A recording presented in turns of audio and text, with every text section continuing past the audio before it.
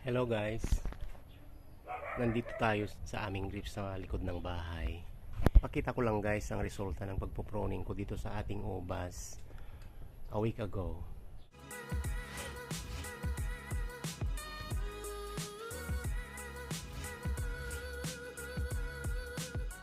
Today is September 29. Prenoning ko itong ubas ko sometime in September 22. So isang linggo na sila ngayon guys. Ipapakita ko ang result ng pagpoproning ko. Mga buntis na rin yung mga buds nila. Ayan. Bali dalawang puno lang guys ang prenoning ko dito sa aming munting ubasan. Itong what we call this cotton candy. Yan, first time niya na prenoning guys. Saka itong isa yung favorite ko na gift of Nesbitaya. Yan, ang laki-laki na ng puno niya. Laki na mga fruiting arms niya. Ito yan. 1 week after pruning, makikita na rin ang resulta. Nakaumbok na rin yung kanilang mga buds. Ayan. Nakaumbok na talaga. Parang ready to break. Ika nga. Magbabad break na sila. In a matter of 1 week, siguradong may shoots na yan. Tapos sa shoots manggagaling yung flower guys. Hopefully. Ang mga preparations na ginawa natin, nag-umpisa yan noong September 15. So ang preparation na ginawa ko ay siyempre yung pag-aabono, tapos sinabayan ko na ng pagtanggal sa mga dahon dito sa mga fruiting kin na ipopron natin guys. Tinanggalan natin ng mga dahon yan kasabay ng pag-aabono sa kanila. So that's what we call the defoliation na tinatawag nila. Kailangan yun guys para maramdaman ng ubas na malapit natin siyang i-proning. Ayan o.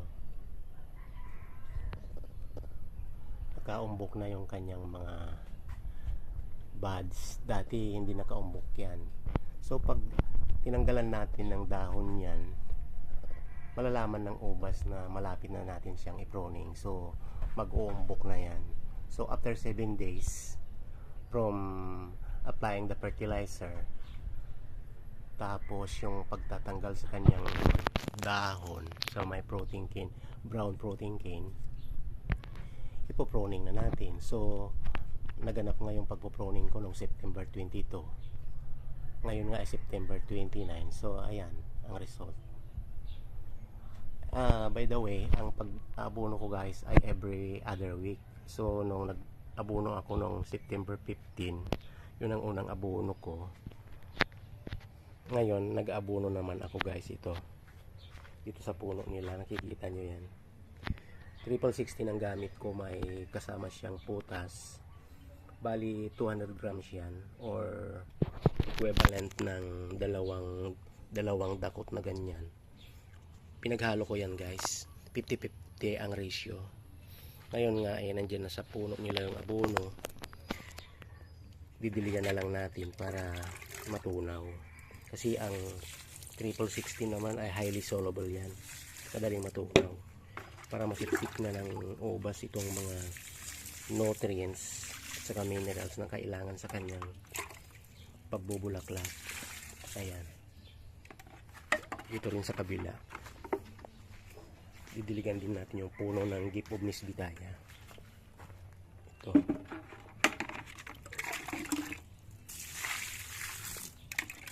Ayan.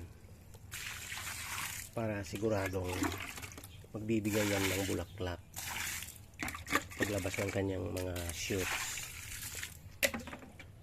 Ayan guys. So yun na nga guys.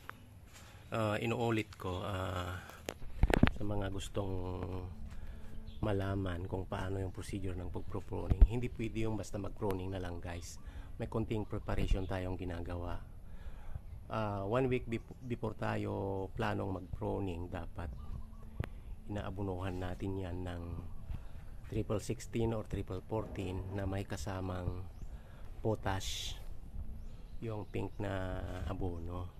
50-50% ang ratio. So yun ang ginawa natin noong September 15, and at the same time nag-defoliate tayo or nagtanggal tayo ng mga dahon dito sa mga protein kin na gusto nating i-pruning.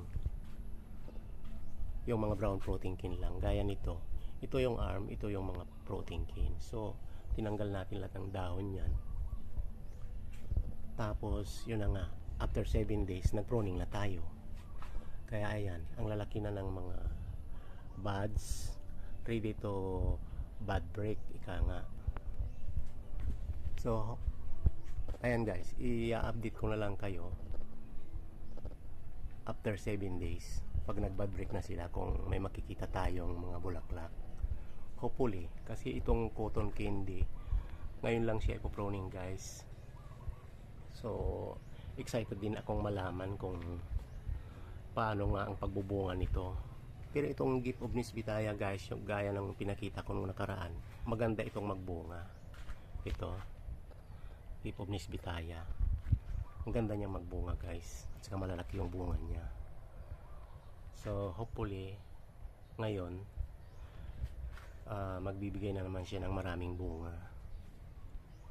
Isa pang condition guys na dapat nating tandaan bago tayo mag-pruning, dapat mainit na ang panahon, hindi na yung panay ang ulan, kasi yun ang kalaban ng ubas natin pag panay ang ulan. So sana yung mga gusto mag-pruning, i-schedule nila yung pagpo-pruning nila.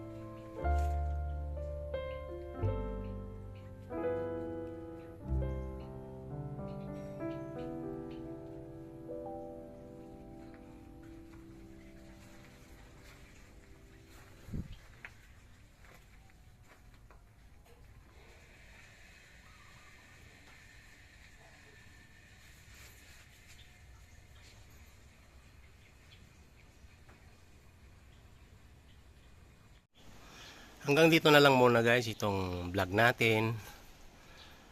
Sa mga new viewers natin dyan na hindi pa nakapag-subscribe dito sa ating channel, huwag kalimutang mag-like and subscribe para sa ganon continuous pa rin ang sharing of learning experience na aking maibabahagi sa inyo.